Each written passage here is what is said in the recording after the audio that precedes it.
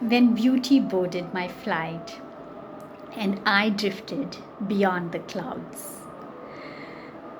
Sometimes life teaches you things in these most unexpected places. For me, it happened today on my flight to Oman. Nothing fancy, just one of those quick visa changing flights. Yes, I got the middle seat, sandwiched between two men, elbows claiming territory, and not a trace of armrest diplomacy, so to speak. And it took me years back to another flight, this time to France, with two huge Frenchmen on either side boozing away. I still remember so vividly me sulking, cursing my luck, feeling dejected, feeling so low, thinking, why me? And the whole flight felt unbearable. But today, almost the same situation, just that there was no booze. And instead of sulking, I smiled. I read a few pages. I watched the clouds drift by. And I felt peaceful. Looking back, I realized it wasn't the flight in itself that was terrible that day. It was my attitude towards it. Probably after all that I've been through in my life, these little discomforts don't even register. They feel almost numb. Perhaps that's what happens when pain has done its teaching. The tiny troubles lose their voice.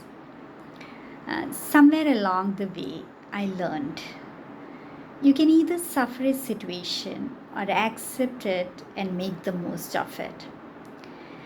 That little acceptance, that quiet surrender changes everything. And trust me, the peace you get out of it after that little effort you give to your inner self feels almost meditative. As I was lost in these thoughts, I noticed a small commotion near the aisle. A group of French tourists, a little parade of beauty, if I may say, each striking in their own way.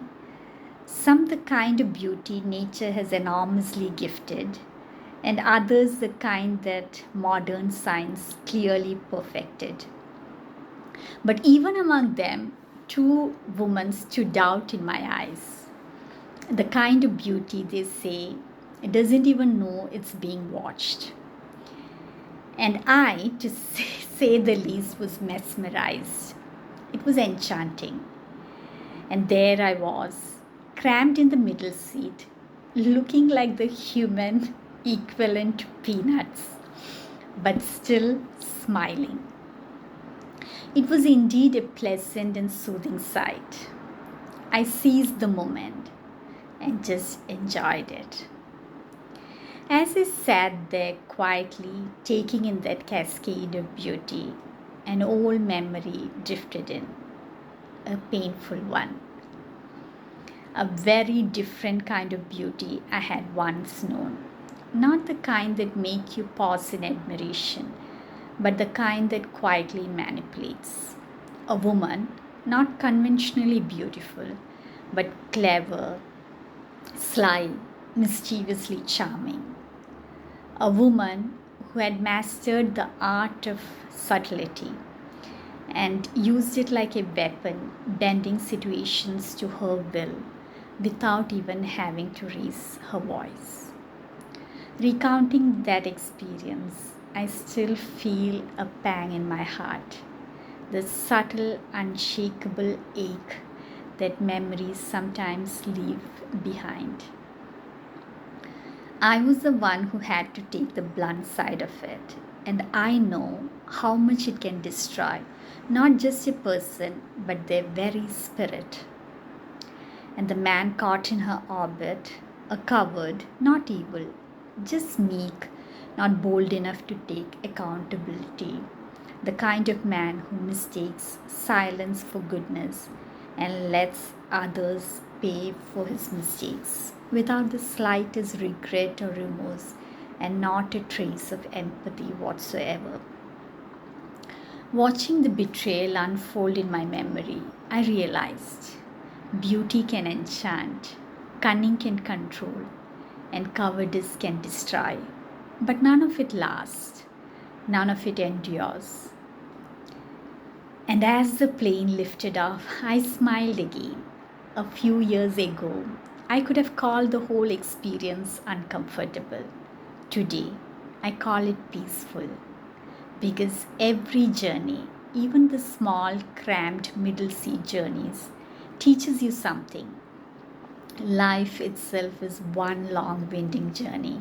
It stretches you, shapes you, and slowly makes your mind more profound.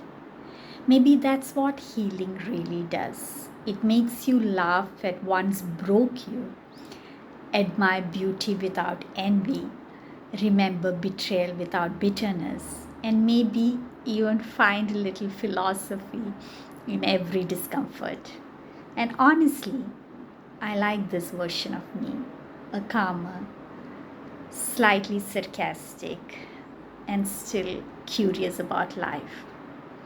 I've begun to see that everything that crosses my path, every joy, every ache, is simply the echo of my own choices. Maybe that's what growth really is.